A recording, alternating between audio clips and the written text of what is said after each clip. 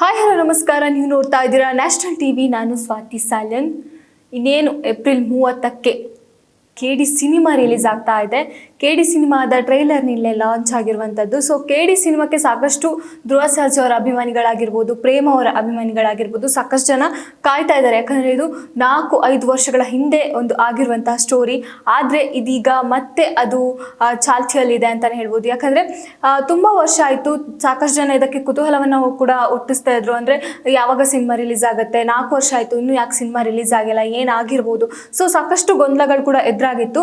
ಅದರ ನಡುವೆನೂ ಕೆಲವೊಂದು ಹೋರಾಟಗಳಾಗಿರ್ಬೋದು, ಆ ಚಿತ್ರತಂಡಕ್ಕೆ ಏನೊಂದು ಕೆಲವೊಂದಿಷ್ಟು ಗೊಂದಲಗಳಾಗಿರ್ಬೋದು, ಕೆಲವೊಂದಿಷ್ಟು ಘಟನೆಗಳಾಗಿರ್ಬೋದು, ಚಿತ್ರತಂಡ ಏನು ಎದುರಿಸಿ 30ಕ್ಕೆ ಏನು ನಿಮ್ಮ ಮುಂದೆ ಬರ್ತಾ ಇದೆಯೋ ಸೊ ಅದಕ್ಕೆಲ್ಲ ಸಾಕ್ಷಿಯಾಗುವಂತೆ ಒಂದು ಟ್ರೈಲರ್ ಕೂಡ ರೆಡಿಯಾಗಿದೆ. ಸೊ ಟ್ರೈಲರ್ ನೋಡ್ಕೊಂಡು ಬಂದೆ, ನನಗಂತೂ ಸಿಕ್ಕಾಪಟ್ಟೆ ಇಷ್ಟ ಆಯಿತು. ಯಾಕಂದರೆ ವಾಯ್ಲೆನ್ಸ್ ಇದೆ, ಆದರೂ ಕೂಡ ಟ್ರೈಲರ್ನಲ್ಲಿ ಎಲ್ಲೂ ಕೂಡ ಒಂದು ಕ್ಲೂವನ್ನು ಬಿಟ್ಕೊಟ್ಟಿಲ್ಲ, ಎಲ್ಲೂ ಕೂಡ ಯಾವುದೇ ರೀತಿಯ ಒಂದು ಕಥೆಯನ್ನು ಬಿಟ್ಕೊಟ್ಟಿಲ್ಲ ಅಂತಲೇ ಹೇಳ್ಬೋದು. ಯಾಕಂದರೆ ಟ್ರೈಲರ್ ಅಷ್ಟು ಚೆನ್ನಾಗಿದೆ. ಬರೀ ಮಚ್ಚಿಂದ ಏನೆಲ್ಲ ಆಗ್ಬೋದು, ಮಚ್ಚಿಡಿದ್ರೆ ಏನೆಲ್ಲ ಆಗ್ಬೋದು, ಅಥವಾ ಒಂದು ಮಚ್ಚಿಂದ ಯಾವ ರೀತಿಯ ಒಂದು ಕೊಲೆ ಅಥವಾ ಏನಾದರೂ ಒಂದು ಮಚ್ಚೆ ಒಂದು ಕೊಲೆಗೆ ಕಾರಣ ಆಗುತ್ತಾ, ಈ ರೀತಿಯ ಒಂದು ಕೆಲವೊಂದಿಷ್ಟು ಮಚ್ಚನ್ನು ಹಿಡ್ಕೊಂಡು ಬರೆದಿರುವಂತಹ ಸ್ಟೋರಿ ಲೈನ್ ಅನಿಸುತ್ತೆ.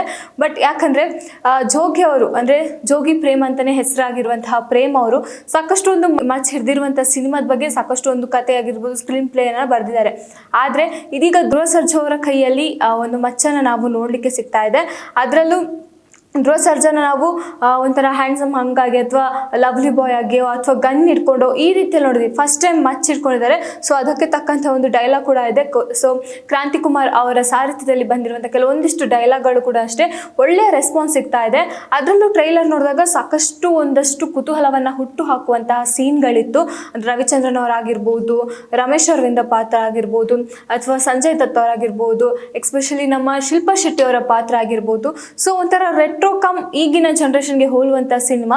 ಸೊ ಆ ಸಿನಿಮಾದಲ್ಲಿ ಧ್ರುವ ಸರ್ಜಾ ಅವರ ನಟನೆ ಆಗಿರ್ಬೋದು, ಆಮೇಲೆ ರೇಷ್ಮಾ ಅವರ ನಟನೆಗಳಾಗಿರ್ಬೋದು. ಸೊ ಇವರಿಬ್ಬರ ಕಾಂಬಿನೇಷನ್ ನೋಡಿದಾಗ ಒಂಥರ ರೇಷ್ಮಾ ಅವರ ಕ್ಯಾರೆಕ್ಟರ್ ಬಜಾರಿ ಕ್ಯಾರೆಕ್ಟರ್ ಥರ ಇಲ್ಲಿ ಪ್ಲೇ ಆಗುವಂಥದ್ದು. ಆಮೇಲೆ ಧ್ರುವ ಸರ್ಜಾ ಅವರ ಕ್ಯಾರೆಕ್ಟರು ಅಷ್ಟೇ ಇಷ್ಟ ತನಕ ರಗಡ್ ಆಗಿ ಲುಕ್ಕಲ್ಲಿ ಕೊಡ್ತಾ ಇದ್ದಂತಹ, ಇವಾಗ ಮಚ್ ಲಕ್ಷ್ಮಿ ಅಂದರೆ ರೇಷ್ಮಾ ಅವರ ಕ್ಯಾರೆಕ್ಟರ್ ಏನಿದೆ ಅದು ಮಚ್ ಲಕ್ಷ್ಮಿ ಅನ್ನೋ ಪಾತ್ರ. ಸೊ ಆ ಪಾತ್ರಕ್ಕೆ ಹೆದರುಕೊಳ್ಳುವಂತಹ ಒಂದು ಕ್ಯಾರೆಕ್ಟರ್ ಧ್ರುವ ಸರ್ಜಾ ಅವ್ರದ್ದು.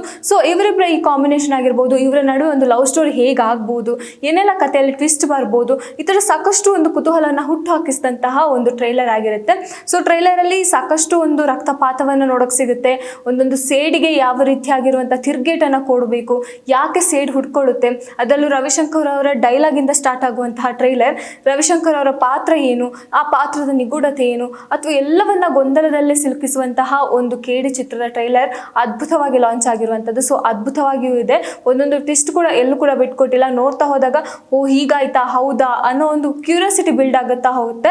ಅದರಲ್ಲೂ ಮೇನ್ ಆಗಿ ಕಾಲಭೈರವನಾಗಿ ಕಾಣಿಸ್ಕೊಳ್ತಾ ಇರುವಂತಹ ಕಿಚ್ಚ ಸುದೀಪ್ ಅವ್ರನ್ನ ನೋಡೋಕ್ಕಂತೂ, ಅದರಲ್ಲೂ ಧ್ರುವ ಸರ್ಜಾ ಆಗಿರ್ಬೋದು, ಕಿಚ್ಚ ಸುದೀಪ್ ಅವ್ರ ಈ ಕಾಂಬಿನೇಷನ್ ನೋಡೋಕ್ಕೆ ಅವರ ಅಭಿಮಾನಿಗಳು ಕಾಯ್ತಾ ಇರುವಂಥದ್ದು. ಇದು ಅಂತ್ಯ ಅಲ್ಲ, ಇದು ಆರಂಭ ಅನ್ನೋ ಒಂದು ಡೈಲಾಗಿಂದ ಅಲ್ಲಿ ಸುದೀಪ್ ಅವ್ರನ್ನ ತೋರಿಸುವಂಥದ್ದು. ಸೊ ಈ ಥರ ಒಂದು ಮ್ಯಾನರಿಸಮ್ ಆಗಿರ್ಬೋದು, ಈ ಥರ ಒಂದು ಕಡಕ್ ಲುಕ್ ಅದು ಸುದೀಪ್ ಅವ್ರಿಗೆ ಇರುವಂಥದ್ದು. ಸೊ ಆ ಒಂದು ಲುಕ್ನಲ್ಲಿ ಸುದೀಪ್ ಅವ್ರನ್ನ ಬ್ಯಾಕ್ ಸೈಡಲ್ಲಿ ತೋರಿಸಿದ್ದಾರೆ. ಬಟ್ ಅದು ಸುದೀಪ್ ಅವ್ರಂತ ಆಲ್ರೆಡಿ ಗೊತ್ತಾಗುತ್ತೆ.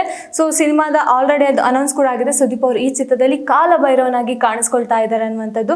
ಸೊ ಕಾಲಭೈರವನ ಪಾತ್ರ ಏನು ಇದರಲ್ಲಿ, ನಿಜವಾಗ್ಲೂ ಕಾಲಭೈರವ ಪಾರ್ಟ್ 1 ಬರ್ತಾನ ಅಥವಾ ಪಾರ್ಟ್ 2 ಸುದೀಪ್ ಅವರು ಈ ಸಿನಿಮಾವನ್ನ ತಗೊಂಡು ಹೋಗ್ತಾರಾ, ಪಾರ್ಟ್ 2 ಏನಾದರೂ ಸಿನಿಮಾದಲ್ಲಿದೆಯಾ. ಸೊ ಸಾಕಷ್ಟು ಈ ಒಂದು ಟ್ರೈಲರ್ ಅನ್ನ ನೋಡಿದಾಗ, ಆಲ್ರೆಡಿ ಟ್ರೈಲರ್ ನೋಡಿರ್ತೀರಾ, ಬಟ್ ಟ್ರೈಲರ್ ಅನ್ನ ನೋಡಿದಾಗ ಈ ಒಂದು ಗೊಂದಲಗಳು ಬರೋದು ಕಾಮನ್ ಆಗಿರುತ್ತೆ. ಯಾಕಂದ್ರೆ ಒಂದು ಚಿತ್ರದಲ್ಲಿ ಲಾಸ್ಟ್ ಅಲ್ಲಿ ಸುದೀಪ್ ಅವ್ರನ್ನ ತೋರಿಸಿ ಅದರಲ್ಲಿ ಇದು ಅಂತ್ಯ ಅಲ್ಲ, ಇದು ಆರಂಭ ಅಂತ ಹೇಳ್ತಾರೆ. ಸೊ ಸುದೀಪ್ ಅವ್ರನ್ನ ತೋರಿಸ್ಬೇಕಾದ್ರೆ ಇದು ಈ ಥರ ಒಂದು ಡೈಲಾಗ್ ಬಂದಿರೋದು ನೋಡಿದ್ರೆ ಪಾರ್ಟ್ 2 ಏನಾದರೂ ಇದೆಯಾ ಅನ್ನೋದು ಜನಗಳ ಗೊಂದಲ, ಜನಗಳ ಒಂದು ಕ್ಯೂರಿಯಾಸಿಟಿ ಹೆಚ್ಚಿಸ್ತಾ ಹೋಗ್ತಾ ಇದೆ.